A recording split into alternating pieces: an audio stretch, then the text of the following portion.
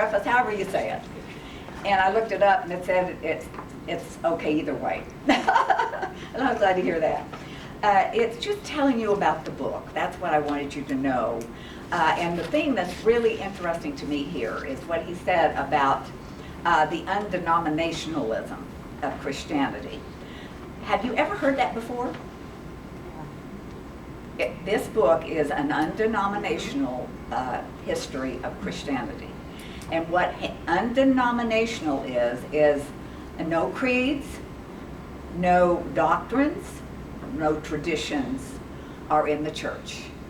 It's all, if you go down to the bottom, it said it's a refreshing experience to view the New Testament in its original purity and realize that the same divine pattern can be followed with the same result today. So we're going to look at that. We're going to go from the beginning, and then we're going to go down through, as if you saw the handout of all the classes that we're going to be doing. We won't be covering some of those in depth, but we will be touching on them enough that we understand what it was that happened during the history of the Lord's church. And so it's a wonderful thing to have, to know. So it starts with the fullness of time, our lesson does in the book. And that's, do you know when the fullness of time, what that time period was? Do you know what that time period was?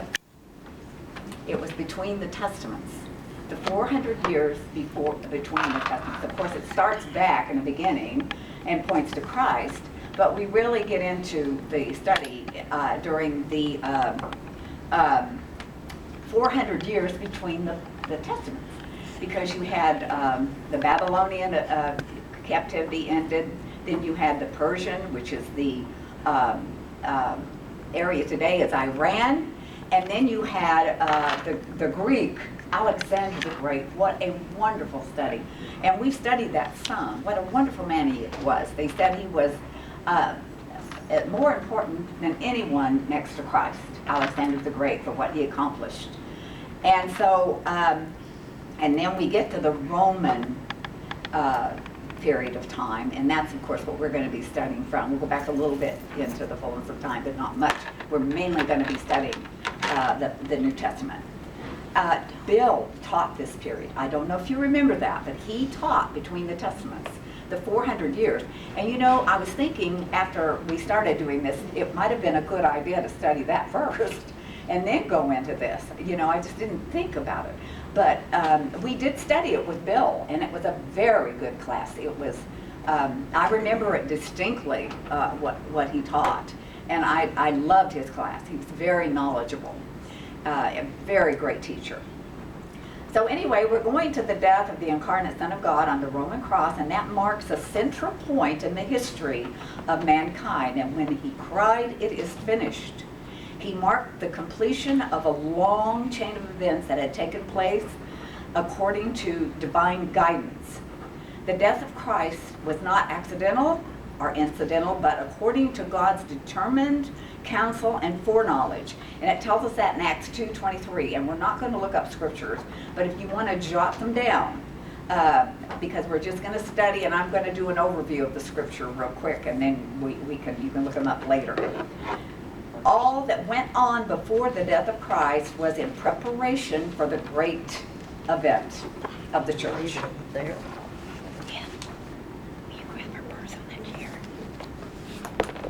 She lost her purse. Is it here? Oh,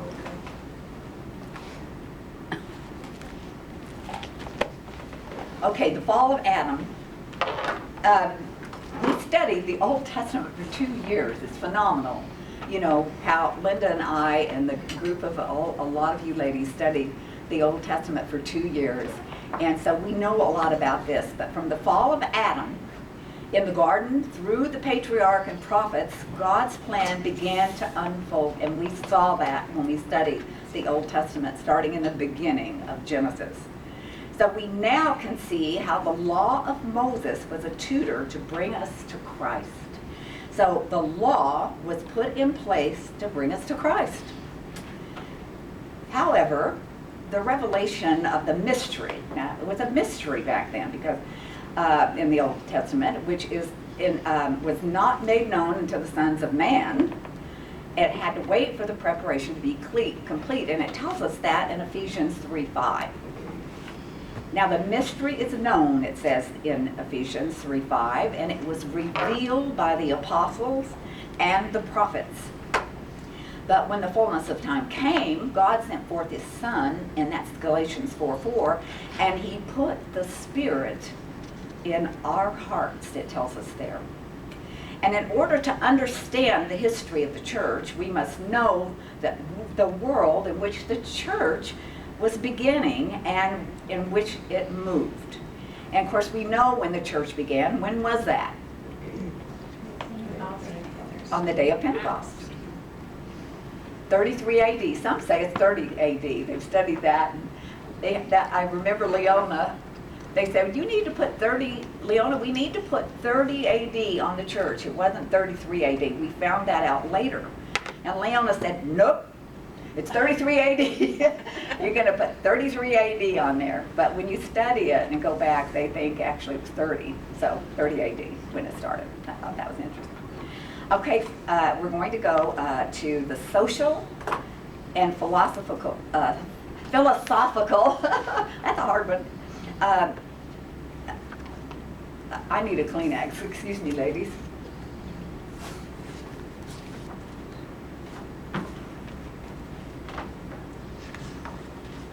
Okay. The social, philosophical, and religious movement of the day, it affected the church in the beginning, and it really did. Some of their influences were constructive, while others hindered the spread of the gospel through intellectual attitudes and through physical persecution. Now, we studied physical persecution, didn't we? In studying the book of Revelation, we learned a lot about what the early Christians went through. So that was a hindrance, and in some cases, people saw their faith and followed the faith, followed the church, joined the church. So we want to ascend to the top of the pinnacle of the temple. The pinnacle is the top. And take a look at the kind of world that Jesus grew up in. Now, Herod's temple was the temple that Jesus worshiped in. And some think that that's Solomon's temple. What happened to Solomon's temple? It was destroyed when the Babylonians came in and removed the Jews from it. Took over the southern kingdom. Yes, Babylon destroyed it completely. And but a remnant was saved. You know, we studied that Old Testament and we talked about that remnant all through it. They went into captivity for how long? 70 years. 70 years. And they came back. God said, you're going to come back. And a remnant come back. They didn't all come back to Israel. But there were some that were left. And those were the ones that, oh gosh. You're thinking of the Assyrians and the Samaritans. The Samaritans. That's the northern yes. kingdom. Okay. And so anyway, okay, now let me see, where was I? Okay, we're at Herod's temple. they came back after 70 years of captivity, and Zerubbabel was the one that built the new temple. And he was one of the kings. He was a relative back to the kings that were in power before they went into the Babylonian captivity. So he was a relative to the king. So he was the new person in the kingdom in Jerusalem. He built the temple. And they were very sad. You remember we studied that, how sad they were. It wasn't as beautiful as Solomon's temple, and they were kind of disappointed in it. But the neat thing here is that when Herod became king of Judah, he built Herod's temple, but he added it on to Zerubbabel's. Zerubbabel's temple was built in 516 BC. And then in 18 BC, Herod added on to the temple of Zerubbabel. And it was grand and glorious and beautiful. So here's what's really interesting. Not only did Herod build that temple, and they said it took 40 years, to build it. But not only did he build it, but he built the Western Wall. This is the Wailing Wall. And I've had the great privilege to go there twice. And it's so inspiring to see, hey ladies, come on in. We got a couple of chairs right there. Yeah. Good to see you. Nikki.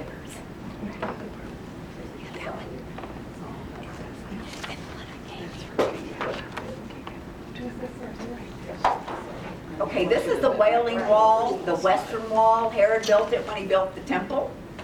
And you look at those blocks, look at that.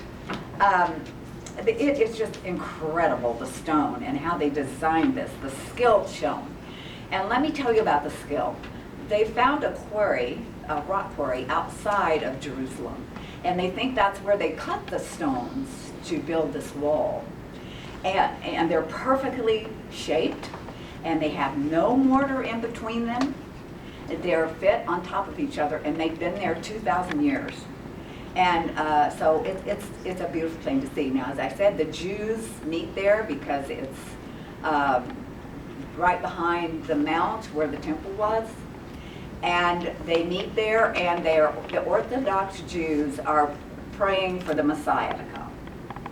They are. They don't believe he's come. The Orthodox. I'm talking about the Orthodox Jews that believe that in the book of law.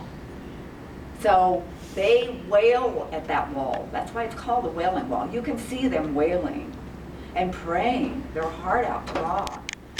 And they put notes in the wall, and they have to change them every day. There's so many notes.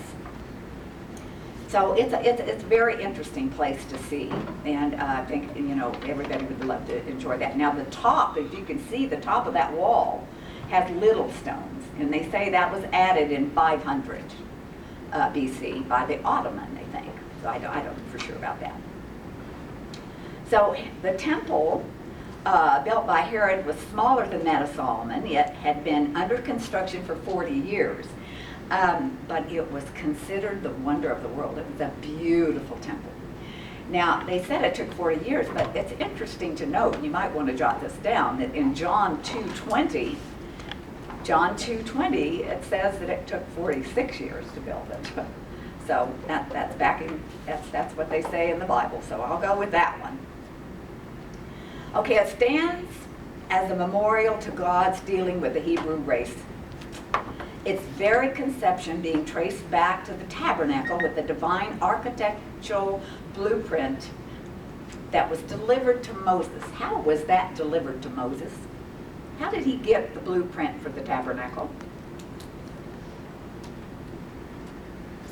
On Mount Sinai, ladies. On Mount Sinai. He got all the law and the blueprint for the tabernacle on Mount Sinai. Now, as you look down. Ruth, can I ask Oh, a yes, question? go ahead. What was the reason they put notes in the wall?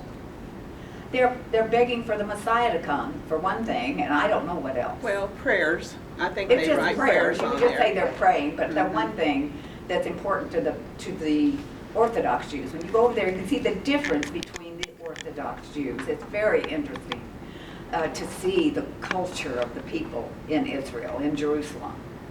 And it's prayers. They're praying. And when they pray, I'll just tell you, what they do is they go like this constantly on that wall. It's a beautiful sight to see. It really is. It's fascinating to watch them. Well, aren't they also asking for forgiveness because there's Probably. no atonement for their sins any longer? Well, I That's don't. what I heard Oh, from a you've heard friend of that? mine Okay, that I was don't over know. there. Yeah. I don't know if the Orthodox Jews practice the old, like they did when Moses, the slaughtering of animals. Well, they and can't. stuff. No. Yeah, I don't think they do They don't that have a temple. anymore. No. But they still practice the law according to, the Mosaic law. The Orthodox Jews do. The other The Jews, Torah. I I think that's what didn't Travis teach about that? Mhm, The he did. Torah? Did Yeah, any he of you did. attend that? Yeah, I did part of it. what I was So, teaching. you know, yeah, that's a lot of the history of the Jews, the Torah, you know, what they believe. So that was good. Okay, so we're in the temple activity. This is interesting. As you look down upon the crowd, you're impressed with the variety of human life. There's the temple priests going in and out with their sacrifices and their incense to burn their incense. And there's philosophers of various Greek schools. The Roman soldiers served by slaves taken captive in many battles. And it's very interesting to note that the slaves were superior in knowledge to their master. There were doctors and teachers and all kinds of men that were slaves that got into debt and got into a problem, and their properties was confiscated by the Romans, and they were taken in as slaves. So we're going to look at the slavery situation. It's really interesting.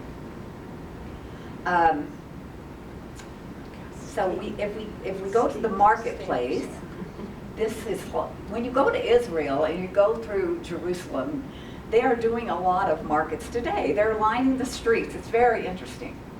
And Dawn and I were privileged, as I said, to go there with our church when we lived in Overland Park twice. And so that's why we were over there, is with our church up in Overland Park, Kansas, when we lived there. It was fascinating to see the markets. And they have their, back in the day of Christ, and we're looking at when he was a boy, their donkeys and their traders with their goods and their women with their water pots and all the little children around. And they're all conversing in a language which is soon to become the language of the gospel and the letters to the churches. What was that language? What's that language? Greek. Think about Alexander the Great and the things he did. I mean, he was phenomenal, and he wanted a Greek common language, the Koine Greek. And so what happened was he died too soon to get it done, but 4 generals followed him in power, and 2 of them gathered a group, and he died, Alexander the Great died, I think, in 333 BC. And the general, the language, the Septuagint was the 70 writers that was sent to Alexandria, Egypt, to translate the Hebrew into Greek, the Koine Greek, because the Bible was in Hebrew, and the Jews could read the Bible, but no one else could. So that was Alexander the Great's big deal. He wanted the Greek language.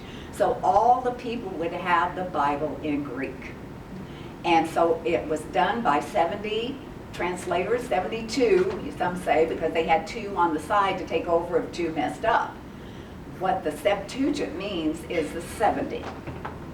And it means 70.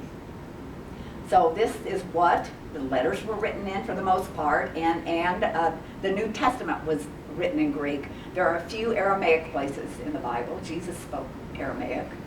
And so it's very, very interesting to study. Now we're going to look more minutely at the segments made up of the world that Jesus was a boy in. And so let's look at the Roman government. It lasted 500 years. We studied about that when we studied Revelation. We studied a lot about the Roman government. If you go westward from the temple, about 40 miles away, is the coastline. It's interesting to go from Jerusalem to the Mediterranean Sea. And then it's 1,500 miles to get to Rome, Italy. And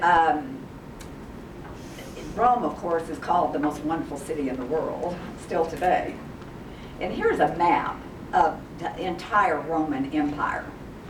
And I hope, can you see everybody? Can everybody see okay? Am I blocking you, Virginia? It's okay. Do I need to move back a little bit? No. There's the Roman Empire. As you see down on the right, you see Jerusalem. You see that? And then you look and see the boot where Italy is and Rome. That's 1,500 miles between those 2 points. And it took 3 months to make a trip to Rome. Yet the political power of the Roman government made itself felt in every hamlet of the province. And we've studied that too. We know about that, those of us that study Revelation. Palestine was no exception. The president of the soldiers with the accompanying tax collectors reminded the Jews that they were subject to the people. Now, the person that was in power when Jesus was a boy, and when he was born, was Augustus Caesar. And so here's a chart of Augustus. He was the first Caesar, first emperor of Rome. And this, if you look on this chart, you see the first, I believe the first 4 emperors. Do you remember Nero? He's the 4th one down the line in 64 AD. Tell me a little bit about Nero. Do you remember from our study? Committed suicide. He burned Rome. What was it? Burned Rome. Well, he burned Rome. He He did more. burned the Christians Yeah. on a pole to give light at night. Yes, he did, Beverly. Persecuted the Christians. He was the first emperor to persecute the Christians. And so we did study about him. Now, although Augustus Caesar instituted a policy of non-interfering with the people, he really didn't interfere with the Jewish people, but they were a rebellious group and they liked to stir up trouble. And a lot of them were slaves. And so the benefits for a powerful central government is to a subject people, and many conditions work together to prepare the world. These things work together to prepare the world for the coming of Jesus and the possible spread, which we did have the spread of the gospel all over the world. Now, this is a very important time because at this time Jesus is a boy and there's peace in the empire of Rome. And Augustus restored peace to the empire, and this was felt as an immense boon to the people, since a period of peace was essential for the effective spread of the gospel. The opening of world trade and travel was another benefit, and having a common coinage extended the system of free trade, commerce, and commerce flourished. And they had excellent roads. And their travel was so easy. Until our generation, there was never as great of roads as they had in Rome. And here's a road, here's what it looked like, and you can go see them today. You can see where the chariot wheels bear down into the road where it's traveled over and over and over. So now remember, we're looking at when Jesus was a boy and what it looked like. The Roman kingdom, we talk about that. The prosperity could not last because guess what? The government had within it the seed of destruction. Slavery was the basis of the material and industrial empire. The extravagance of the emperors wasted the wealth of the world that resulted in a system of taxation that ruined the empire. And we're going to see that it was not only the taxation, but the morals. We'll get into that a little bit. And I am doing the first section on the fullness of time, and Miss Linda will do the second section on this topic next week.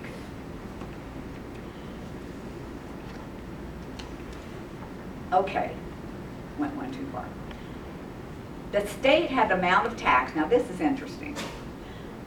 The state had an amount of tax they wanted, and the tax collector, the publican, got their earnings above what the state required. The tax collector had to collect what the state wanted and then had to get what it made on top of it. So they oppressed the people. They really did for their tax, and they were hated because a lot of them were Jews, and they were looked upon as traitors. Do you remember who the tax collectors were? Zacchaeus. Who? Zacchaeus. Zacchaeus And and Matthew. Yes. We all saying that to our little children. Zacchaeus was a wee little man. Okay, the skill and order of the emperor. The top was the emperor, senators, knights, citizens, free-born slaves, and beggars down the line. On the last page here, huh? Okay. In the first century, It was estimated there were more slaves than free men in the empire. Many slaves were educated, like we said before, and they were cultured people, and they were really far above their captor in learning and culture. But they could hold back a portion of the service and purchase their freedom. Now the children of slaves remained slaves, and exposed children were reared for a time with foster parents and sold into slavery. Now I want to talk to you about a couple of things in 800 years ago, just as a side step, because we can see what slavery was like. You remember the story in Elisha, in 2 Kings chapter 4, where Elisha helped this poor widow woman that had 2 boys. Remember that story? I didn't put up all the pictures like I do for the kids. I'll just we'll talk a little bit about it. And I bet you could tell me what happened with what happened back there. That was during the time of Elisha in 832 BC, around that time, that they were capturing slaves, doing exactly what they're doing in the time of Christ in the Roman Empire, taking the children as captives. Well, hello, they're washing our windows. Oh, that's Ron. Sorry. Okay, so they exposed the children. Here we go. That kind of got us off track, don't it? Okay, so what happened with the 2 boys? What happened, do you remember? It's been a while probably since you Her started. husband had died, and they Her husband, okay, and Linda they knows. came to get her boys for her to be able As to pay her slaves. what she owed them, What'd she do? What did Elisha tell her to do? to get all the pots that she could find and close the door, and God gave her enough oil. Take the little oil she had and pour it in Pour it those in all jugs or the jars or whatever jars she and collected. Yeah. And then she filled them all up with oil, lots. And then what did Elisha tell her to do? Sorry. To sell it. Sell it. Okay, yes, sell it. And so she did, and she had the money to pay the slave drivers for her sons. Now, the other one is, I'm going to talk briefly about, is Naaman. You remember the story of Naaman? A slave girl is involved with him. She was kidnapped, and she was put in the house of Naaman. He was a high official in Syria. What happened with Naaman? Leprosy. He had leprosy, and his wife told the slave girl told his wife that Elisha could cure him. And so what happened? What happened? Did he go to Elisha immediately? He went to the king. That's right, Michelle. He didn't. He went to the king, and the king refused him, didn't he, Michelle? And so then he sent him to Elisha. And what did Elisha do? You remember that? Do you remember what it was, Michelle? What did he tell him? I hate to put you on the spot. I Kelly? think he had to dip into the water like 7 times, and then after that, But he didn't come out and see him, did he? No. No. Elisha didn't come out and see him. He just sent the servant, said, tell him to go do that. And he did it, and like you said, yes, he dipped 7 times. He didn't want to dip in that old muddy river, all to a slave girl. As I'm just making the point here that back 800 years before Christ, there was the same thing going on, which is so sad. So they were made slaves by conquest and debt, and taxes were so oppressive that a man could be sold with the property to meet his financial obligation, as we just saw with the kids. The poorest class, though, was different. They, very large in Rome, and was provided a daily dole of bread. And they were different, and they accepted the extremes in the social and economic conditions clarify the fact that many noble or mighty were called, but the poor heard him gladly. Yes, Kelly? I was just wondering, do you know whether Mary and Joseph, were they slaves at all? Do we know Mary and Joseph what? Was Were they slaves. slaves?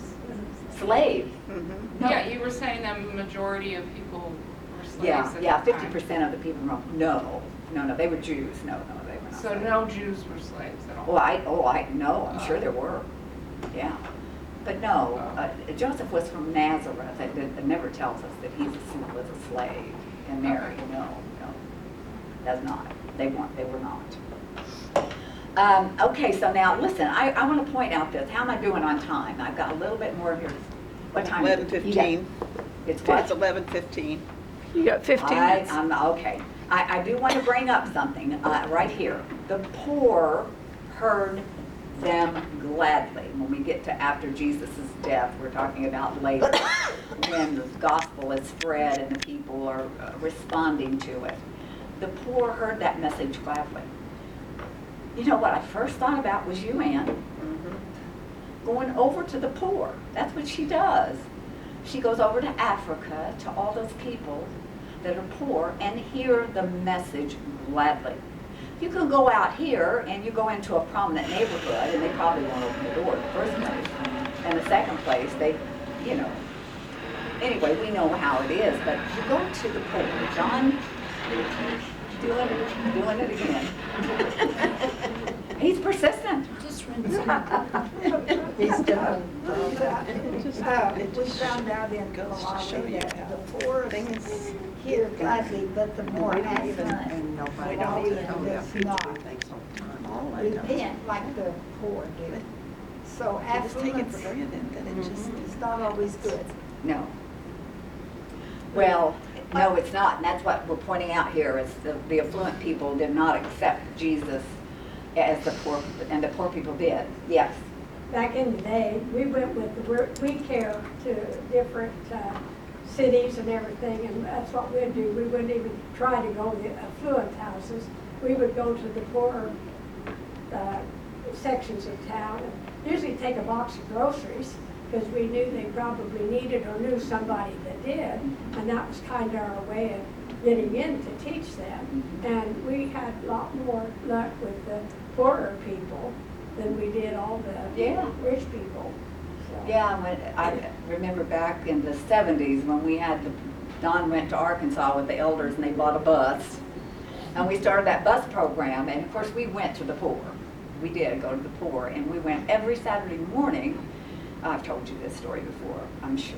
We went every Saturday morning and visited those poor people. And we had 45, I think, bus children and several adults that we picked up Sunday morning and Wednesday night and knocked their doors every Saturday morning.